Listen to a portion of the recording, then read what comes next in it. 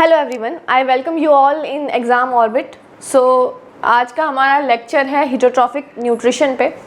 कल तक हमने पढ़ा था कि न्यूट्रिशन क्या होता है और उसमें ऑटोट्रॉफिक न्यूट्रिशन क्या होता है। अब अगर हम न्यूट्रिशन की बात करें, एक बेसिक आइडिया हम थोड़ा डिस्कस कर लेते हैं। क्या होता है, कोई भी ऑर्गेनिज्म है उसे अपनी लाइफ स्पैन पूरा करने के लिए या ज़िंदा रहने के लिए फूड की ज़रूरत होती है, नरिशमेंट की ज़रूरत होती है, जो कि उसे कहाँ से मिलेगा, न्यूट्रिशनल जो फूड होगा वहाँ से मिलेगा, जिसमें कि न्यूट्रिएंट्स होंगे, काफ़ी सारे फैट, प्रोटीन, अलग अलग चीज़ें जो होंगी प्रेजेंट होंगी, जो हर एक लिविंग ऑर्गेनिज्म अपने बॉडी के हिसाब से कंज्यूम करेगा और उससे बेसिकली एनर्जी उसे मिलेगी। इसमें हमने पढ़ा था न्यूट्रिशन में दो तरीके के न्यूट्रिशन होते हैं, एक होता है ऑटोट्रॉफिक और एक होता है हिटोट्रॉफिक। ऑटोट्रॉफिक कल मैंने आप लोगों को बहुत अच्छे से समझाया था, आई होप सो किसी को कोई भी डाउट नहीं होगा। अगर हो तो प्लीज़ आप कमेंट सेक्शन में डाल सकते हैं डाउट अपना।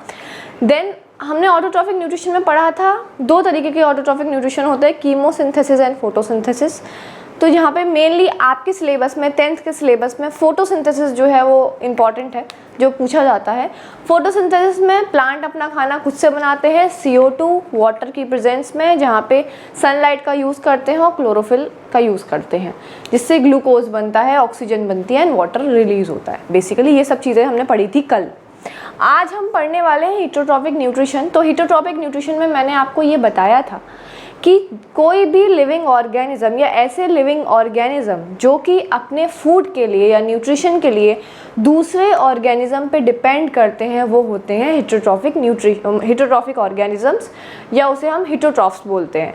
इनमें ह्यूमंस, एनिमल्स, कुछ पैरासाइट जैसे फंजाई वगैरह, ये सब चीज़ें आ जाती हैं। अब हिटोट्रॉफिक न्यूट्रिशन में भी अगर हम पार्ट्स देखेंगे तो वो बेसिकली 3 पार्ट्स में डिवाइड किया गया है, जिसमें फर्स्ट पार्ट आता है सैप्रोफिटिक न्यूट्रिशन। अब सैप्रोफिटिक न्यूट्रिशन का मतलब क्या है, क्या होता है, वो उसको समझेंगे। देखिए, सैप्रोफिटिक न्यूट्रिशन वो होता है जहाँ पे कुछ ऑर्गेनिज्म जो होते हैं वो फीड करते हैं डेड या डिकेइंग ऑर्गेनिक मैटर पे। अब ऑर्गेनिक मैटर क्या है? ऑर्गेनिक मैटर, सपोज कीजिए कोई एक रैट था, इसकी क्या हो गई, ये डेड हो गया, तो इस पर क्या होगा, धीरे धीरे ये डिग्रेड होना शुरू होगा। ठीक है, तो इसको बेसिकली डिग्रेडेशन इसका होगा। तो यहाँ पे क्या होगा, फंजाई, कुछ बैक्टीरिया, ये सब चीज़ें क्या है, इन पे अटैक करेंगी, इसकी बॉडी पे अटैक करेंगी, जिससे इसकी बॉडी में जितने भी ऑर्गेनिक कंपाउंड्स होंगे उनको ब्रेक डाउन करेंगी और उससे फूड लेंगी अपना। तो सिमिलरली फंगस क्या करता है कि अदर ऑर्गेनिज्म के ऊपर अटैक करेगा, और उसमें जो भी, क्योंकि डेड ऑर्गेनिज्म के ऊपर अटैक करता है जिसमें बैक्टीरिया भी हो सकते हैं, फंगस भी हो सकता है।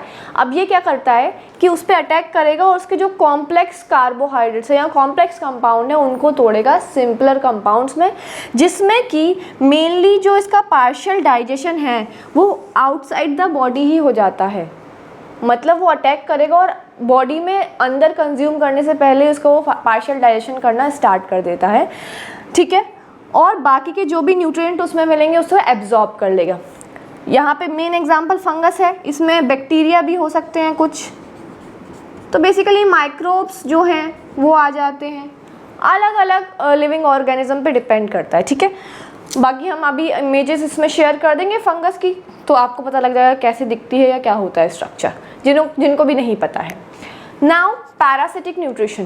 पैरासिटिक न्यूट्रिशन में अगर हम बात करें तो पैरासाइट का मतलब होता है ऐसे ऑर्गेनिज्म जो कि अपने खाने के लिए दूसरों पर तो डिपेंड करते हैं, लेकिन इसके साथ साथ दूसरों को नुकसान भी पहुंचाते हैं। कैसे? जैसे some organism feed at the expense of another organism and in turn causes harm, this is called parasitic mode of nutrition. जब भी कोई ऑर्गेनिज्म दूसरों के ऊपर डिपेंड करेगा खाने के लिए, खाने के साथ साथ उसको नुकसान भी पहुंचाएगा, प्रॉब्लमेटिक सिचुएशन क्रिएट करेगा उस पर्टिकुलर ऑर्गेनिज्म के लिए जिससे वो खाना ले रहा है, तो वो कहलाता है पैरासिटिक मोड ऑफ न्यूट्रिशन। ये किस किस में देखने को मिलता है?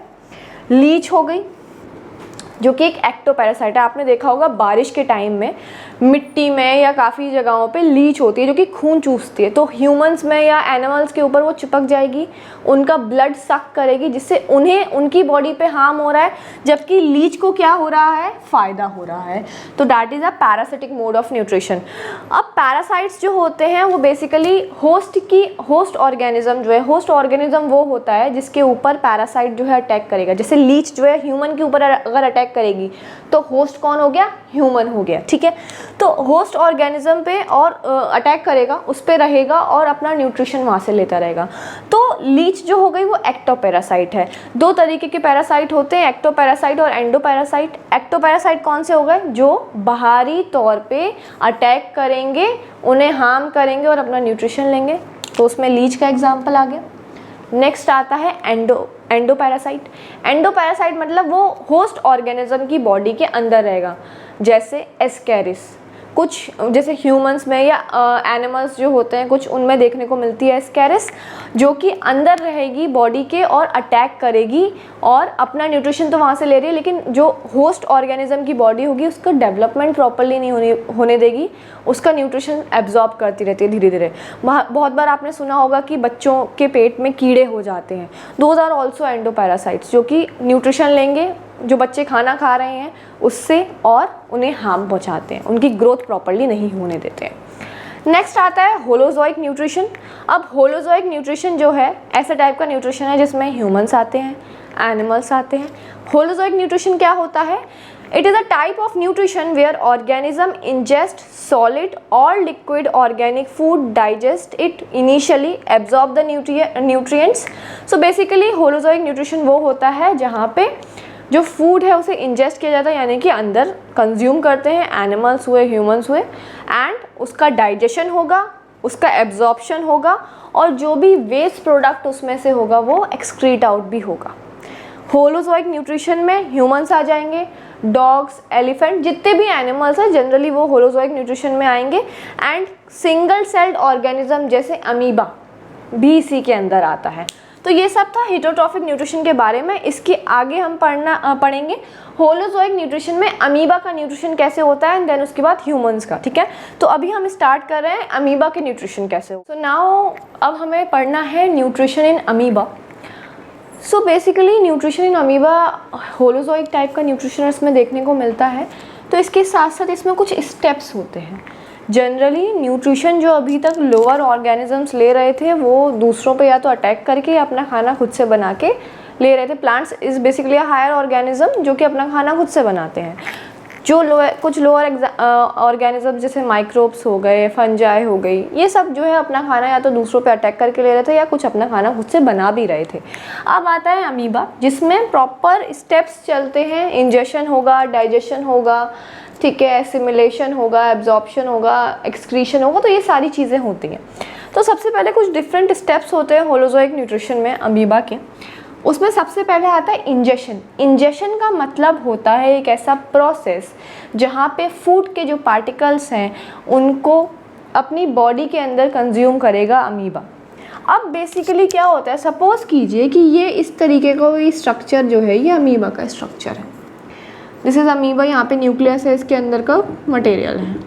अब ये क्या करेगा, सपोज़ यहाँ पे कुछ इसको यहाँ पे दिखा कि फूड पार्टिकल यहाँ पे प्रेजेंट है, छोटे छोटे फूड पार्टिकल कुछ भी हो सकता है।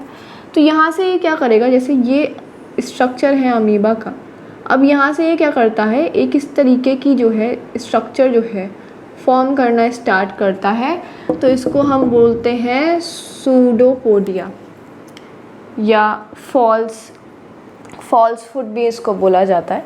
तो ये क्या करेगा, धीरे धीरे करके इसको पूरा कवर कर लेगा और फूड पार्टिकल के आसपास एक लेयर बना लेगा जिसको हम वैक्यूल बोलते हैं। इस तरीके से अब ये जो वैक्यूल है वो अंदर इस बॉडी के कंज्यूम हो जाएगी, ठीक है।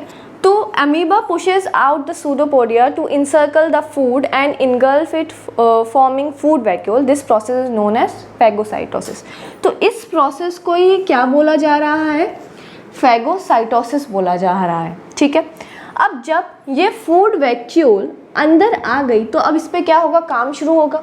अमीबा की जो बॉडी है वो काम करना शुरू करेगी, यानी कि एंजाइम्स वर्क करेंगे और इसका क्या होगा, डाइजेशन होगा। डाइजेशन का मतलब क्या है, इस फूड पार्टिकल में से जो भी इम्पॉर्टेंट न्यूट्रिएंट्स हैं जो कि अमीबा की बॉडी को ज़रूरत है वो उसे एब्जॉर्ब, पहले डाइजेस्ट करेगा, देन एब्जॉर्ब करेगा, एंड देन उसके बाद जो भी जितना एक्सक्रीटा बचेगा, जो भी मतलब वेस्ट प्रोडक्ट बचेगा इसमें से उसे बाहर निकाल देगा। तो डाइजेशन में क्या होता है? Digestion is basically a process of breaking the insoluble large food molecule into soluble and minute molecules. ठीक है, अब ये पूरा एक बड़े बड़े पार्टिकल्स है, इनको क्या करेगा, ये इनसॉल्यूबल है और इसको सॉल्यूबल फॉर्म में लाएगा और इनको ब्रेक डाउन करेगा माइन्यूट छोटे छोटे पार्टिकल्स में। In the amoeba, the food vacuoles are transported deeper into the cell. With the help of the digestive enzyme, the large insoluble particles are broken down to the simplest one. अब suppose कीजिए ये एक बड़ा सा particle था, यहाँ पे enzyme ने क्या किया, वर्क किया, एंजाइम्स जो अमीबा के अंदर प्रेजेंट होंगे इस पे वर्क किया। अब इस बड़े से पार्टिकल को छोटे छोटे छोटे पार्टिकल्स में डिवाइड कर दिया, जिससे क्या हो गया, ये एक सॉल्युबल फॉर्म में आ जाएंगे अमीबा के अंदर। इसका जितना भी न्यूट्रिशन है वो क्या करेगा, अमीबा की बॉडी एब्जॉर्ब कर लेगी, क्योंकि बिल्कुल सेल के अंदर अब ये फूड वैक्यूल जो है चली गई, उस पर एंजाइम वर्क करे और ये न्यूट्रिशन जो इसमें से मिलेगा सिंपलर फॉर्म में, जो हमने मॉलिक्यूल तोड़ा या अमीबा ने तोड़ा, तो उसमें क्या होगा, न्यूट्रिशन एब्जॉर्ब कर लेगी। अब इसमें से इन पार्टिकल्स में से भी जो भी वेस्ट होगा वो बाहर निकल जाएगा। ठीक है, डाइजेशन कैसे हो रहा है? अब है एब्जॉर्प्शन। तो बेसिकली जब फूड इंजेशन हो गया, उसका डाइजेशन हो गया, यानी कि डाइजेशन होने का मतलब है वो सिंपलर फॉर्म में टूट चुका है, ब्रेक हो चुका है, राइट। अब एब्जॉर्प्शन में क्या होता है, एब्जॉर्प्शन एक ऐसा प्रोसेस है जहाँ पे जो सिंपलर फॉर्म में फूड ब्रेक हुआ है उसमें से जो न्यूट्रिएंट है उनको एब्जॉर्ब करेगा कोई भी लिविंग ऑर्गेनिज्म, या अभी हम अमीबा की बात करें तो वो न्यूट्रिएंट्स को एब्जॉर्ब करेगा सिंपलर जो ब्रेक डाउन हुआ था फूड का उससे। तो in this process of absorption the nutrient from the digested food material are absorbed into the cell cytoplasm by leaving behind the undigested particle. This process is called diffusion. The excess food is stored in the form of glycogen and lipid. So basically क्या होता है, जैसे ये amoeba है, इसने क्या किया था, अमीबा ने, इसके पास एक प्रे आया, प्रे का मतलब फूड पार्टिकल या कोई भी ऐसा अदर ऑर्गेनिज्म जिसको अमीबा कंज्यूम करेगा। यहाँ से इसने सूडोपोडिया बनाया और इसको क्या करा, बेसिकली इंजेक्शन किया। तो this is the first step, that is injection. इसके बाद क्या हुआ, अब ये फूड पार्टिकल अंदर गया, यहाँ पे इस फूड पार्टिकल का ब्रेक डाउन हुआ, ये छोटे फॉर्म में टूटा। ठीक है, ये छोटे फॉर्म में ब्रेक डाउन हुआ। अब यहाँ पे क्या हो रहा है, इसका डाइजेशन हो रहा है, इस पर एंजाइम वर्क किया और उसने डाइजेशन करना स्टार्ट किया। अब इस डाइजेशन के बाद क्या होगा, जब ये छोटे पार्ट्स में टूट गया है तो इसमें जो स्मॉलर पार्टिकल्स होंगे उसमें से जो न्यूट्रिशन है उसको एब्जॉर्ब किया जाएगा और ये क्या होगा, सेल के साइटोप्लाज्म में जाके डिफ्यूज हो जाएगा। जो न्यूट्रिएंट्स होंगे, ठीक है, वो सेल के साइटोप्लाज्म में जाके डिफ्यूज हो जाएंगे, that is a absorption. Absorption होने के बाद, अब जैसे एब्जॉर्प्शन हो गया तो फूड एक्सेस जो फूड होगा, सपोज आपका पेट भर चुका है, डाइजेशन पूरा हो चुका है, न्यूट्रिएंट्स उस समय जितनी आपको ज़रूरत थी आप ले चुके हैं, एब्जॉर्प्शन उसका हो चुका है। अब जितना भी एक्स्ट्रा जो फूड होगा वो किसी ना किसी फॉर्म में स्टोर्ड होगा, या न्यूट्रिएंट्स जो होंगे वो किसी ना किसी फॉर्म में सेल्स के अंदर स्टोर होते हैं। सिमिलरली अमीबा में भी ये स्टोर होगा in the form of glycogen and lipids. ठीक है, इसके बाद आता है एसिमिलेशन।